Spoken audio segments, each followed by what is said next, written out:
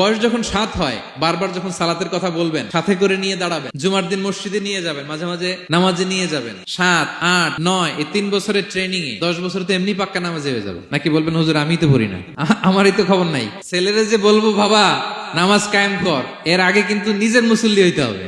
নামাজের ব্যাপারে no consideration, কোনো ছাড় নাই।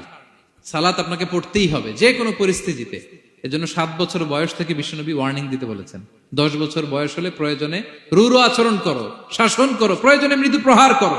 অনেক ফ্যামিলি আছে নিজেও নামাজি, ছেলে মেয়েদেরকেও নামাজের কথা বলে পড়ায়। জোহর পড়তে দেয়, আসর পড়তে দেয়, মাগরিব পড়তে দেয়, এশা পড়তে দেয়, ফজর পড়তে দেয় না। ফজর নিয়ে টেনশন নাই। কেন? আমার কলিজার টুকরা সন্তান ঘুমায় হুজুর, কাঁচা ঘুম কেমনে ভাঙাই। যে বাবা মারা মনে করে সকালে কিভাবে ডাকি, উঠতে চায় না হুজুর, কাঁচা ঘুম কষ্ট হয়ে যায়। ফজরের সময় যদি আগুন লেগে যায় আপনার ঘরে, কি করবেন? আরেকটু ঘুমা, কাঁচা ঘুম। দুনিয়ার আগুন থেকে রক্ষা করার জন্য যেমনি ডাকেন, উঠায় নিয়ে আসেন, জাহান্নামের কঠিন আগুন থেকে বাঁচানোর জন্য ফজরের সময়ও ডাকার দরকার আছে না নাই? দুনিয়ার আগুনের চেয়ে কমপক্ষে 70 গুণ বেশি তেজওয়ালা। বিষ্ণু বলেন নারুকুম তুকিদুন, যে আগুন দিয়ে কিচেনে রান্না করো, জাহান্নামের আগুন কিন্তু এই আগুন নয়। জাহান্নামের আগুন দুনিয়ার আগুনের চাইতে কমপক্ষে 70 গুণ বেশি তেজওয়ালা। তাহলে ফজরের সময় ডাকবেন তো ছেলে মেয়েকে, হ্যাঁ, নিজেও পড়বেন, ছেলে মেয়েদেরকেও ডাকবেন। আকিমিস সালাহ।